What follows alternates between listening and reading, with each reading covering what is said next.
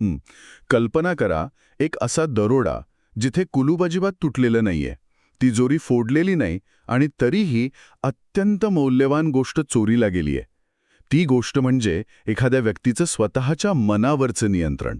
हां, खरंच खूप भयानक वाटतंय हे ऐकायला. हो ना. म्हणजे जेव्हा आपण मानवी वर्तनाबद्दल वाचतो तेव्हा अनेकदा आपल्याला असं वाटतं की माणसांचे हेतू खूप स्पष्ट असतात. प्रेमाच्या बदल्यात प्रेम, विश्वासाच्या बदल्यात विश्वास. पण कधीकधी या सरळ वाटणाऱ्या रस्त्यावर एक अत्यंत अंधारा आणि गुंतागुंतीचा चक्रव्यूह असतो. आजच्या या सखोल चर्चेत आपण दिलेल्या संदर्भांमधनं डार्क सायकोलॉजी म्हणजेच काळ्या मानसशास्त्राच्या जगात पाऊल ठेवणार आहोत. माणसे एकमेकांच्या भावनांशी अत्यंत हुशारीनं कसा खेळ करतात आणि या मानसिक फेरफारांमधनं, ज्याला आपण मॅनिप्युलेशन म्हणतो, त्यातून नेमके कोणते धडे घ्यायचे हे आपण डिकोड करणार आहोत. विशिष्ट म्हणजे ज्याची लूट झालीय त्याला अनेकदा याची पुसटशीही कल्पना नसते. आपण आज या विषयावर सखोल चर्चा करत आहोत कारण यामागील ध्येय केवळ ही काळ्या मानसशास्त्राची गुंतागुंत समजून घेणं इतकंच नाहीये. नक्कीच. म्हणजे नुसतं प्रॉब्लेम समजून उपयोग नाहीये. बरोबर. तर स्वतःचं मानसिक संरक्षण कसं करायचं आणि या अदृश्य मानसिक युद्धातून स्वतःला कसं सावरायचं यासाठी व्यावहारिक आणि अत्यंत प्रभावी उपाय शोधणं हे आपलं मुख्य उद्दिष्ट आहे. संदर्भानुसार बघितलं तर ही एक प्रकारची मानसिक ढाल तयार करण्याचीच प्रक्रिया आहे. ठीक आहे. आपण हे थोडं उलगडून पाहूया. स्वतःचं रक्षण कसं करायचं हे शिकण्यापूर्वी ही फसवणुकीची आणि नियंत्रणाची प्रक्रिया नेमकी सुरू कशी होते याच्या मुळाशी जाणं मला वाटतं आवश्यक आहे. कारण मला दिलेल्या संदर्भानुसार याची सुरुवात कधीच अशी धोक्याची घंटा वाजून होत नाही. नाही, अजिबात नाही. उलट ती अत्यंत गोड, हवीहवीशी वाटणारी असते. सुरुवातीला सर्व काही एकदम स्वप्नवत वाटू लागतं. हो, वरवर पाहता ती एक प्रेमाची आणि काळजीची उधळण वाटते. पण मानसशास्त्रात याला लव्ह फ्लडिंग किंवा प्रेमाचा अतिरेक असं म्हटलं जातं. ही एक अत्यंत सुनियोजित रणनीती असते. म्हणजे जाणीवपूर्वक केलेला प्रकार असतो हा. हो, 100%. यात समोरची व्यक्ती भेटवस्तू, प्रचंड स्तुती आणि अवाजवी लक्ष देऊन एखाद्याला अक्षरशः भारावून टाकते. हे सगळं इतकं अचानक आणि तीव्र असतं की ज्याच्यावर हा प्रेमाचा वर्षाव होत असतो त्या व्यक्तीला शांतपणे विचार करायला किंवा तर्क लावायला वेळच मिळत नाही. अच्छा. इथे मला एक साधर्म्य द्यावंसं वाटतं. हे एखाद्या अत्यंत जास्त व्याजदर असलेल्या इमोशनल क्रेडिट कार्डसारखं आहे. सुरुवातीला सर्व काही मोफत आणि अमर्यादित वाटतं, जणू काही एक फ्री सॅम्पल मिळतोय. अगदी चपखल उदाहरण दिलं तुम्ही. पण एकदा का सवय लागली, भावनिक अवलंबित्व निर्माण झालं की मग खऱ्या अर्थाने पिळवरोग सुरू होते आणि व्याजासकट वसुली केली जाते. पण मला इथे एक मोठा प्रश्न पडतो. अत्यंत बुद्धिमान, शिकलेली आणि तर्कशुद्ध विचार करणारी माणसंही या जाळ्यात कशी अडकतात? म्हणजे बुद्धिमत्ता इथे कमी का पडते? कारण हा खेळ बुद्धिमत्तेच्या पातळीवर खेळलाच जात नाही. तो खेळला जातो मानवी मेंदूच्या आदिम पातळीवर. ओके, म्हणजे भावनांच्या पातळीवर? हो, हे तंत्र थेट मानवी सहानुभूती आणि सुरक्षिततेच्या नैसर्गिक गरजेचा गैरफायदा घेतं.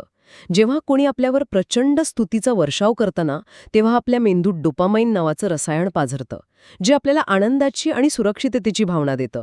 बुद्धिमान माणसांचा मेंदूही या रसायनाला तसाच प्रतिसाद देतो. म्हणजे बायोलॉजिकल रिॲक्शन येते. ट्रॉल अँड लव्ह डिनायल म्हणतात.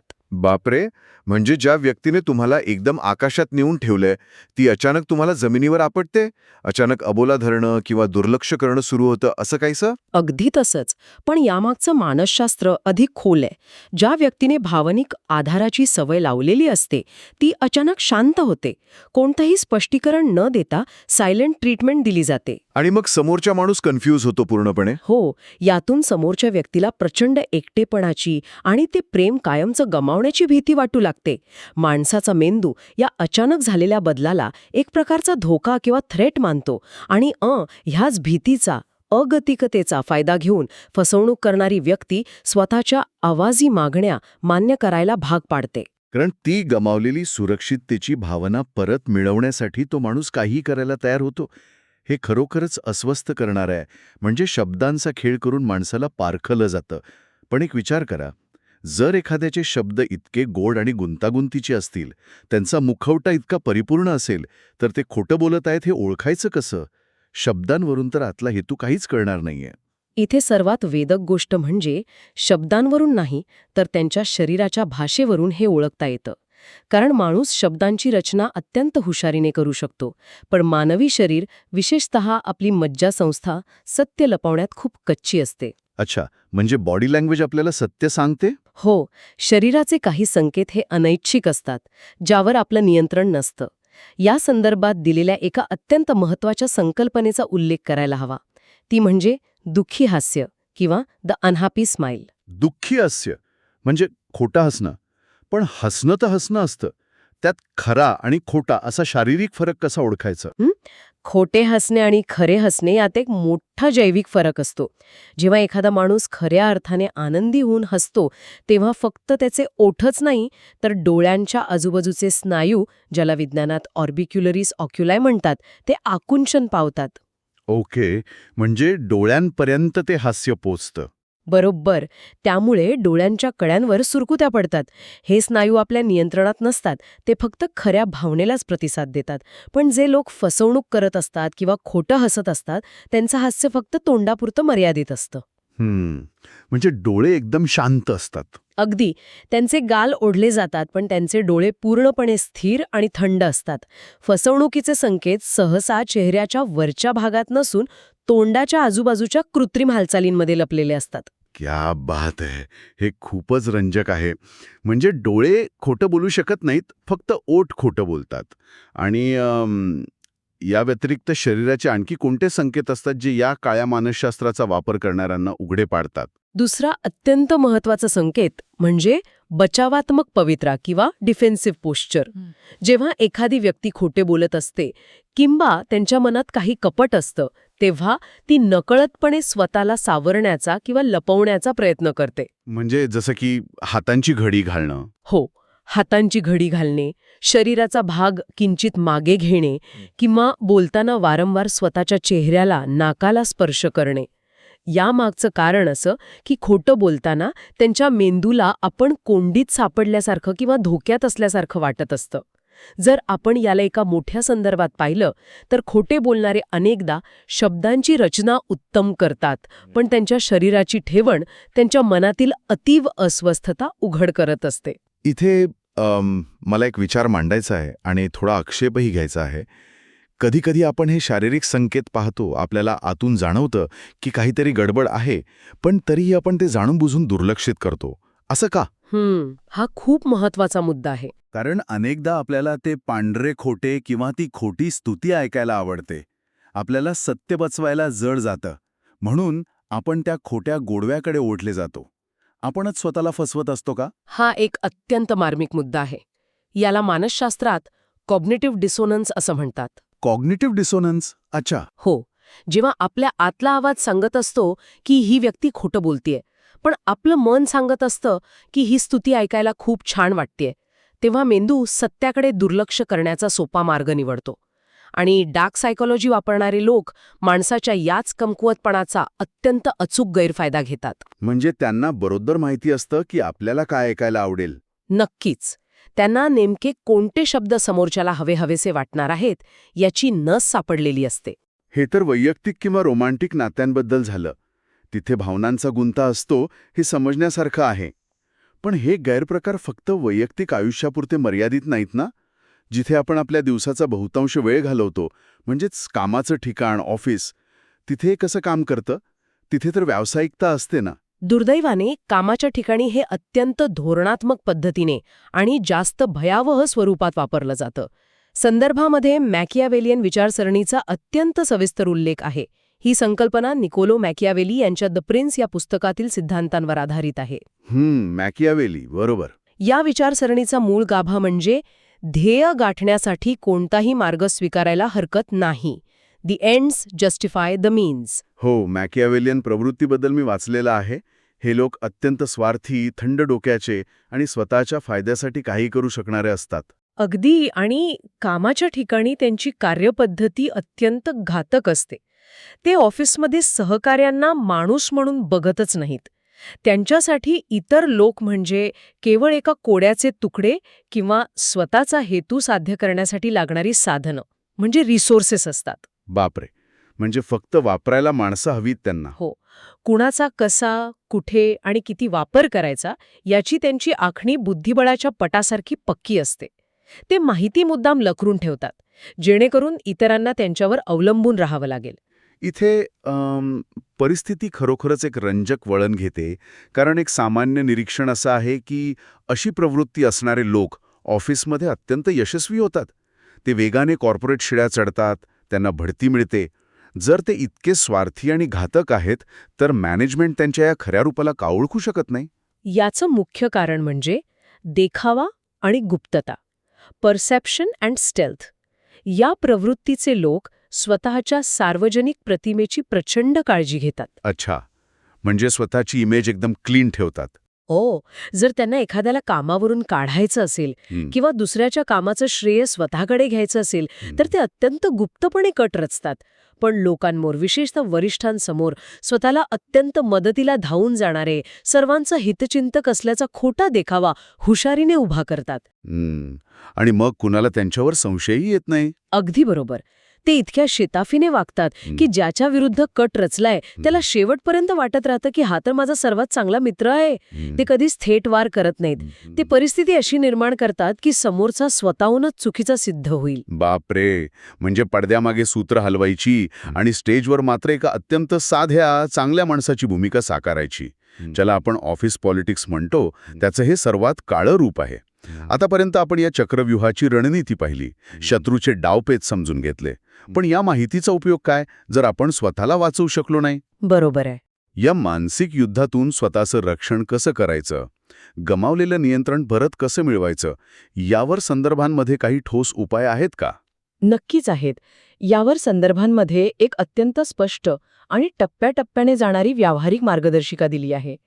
यातील सर्वात पहिली आणि पायाभूत गोष्ट म्हणजे स्वतःचे अधिकार समजून घेणे. अधिकार म्हणजे नेमके कोणते अधिकार?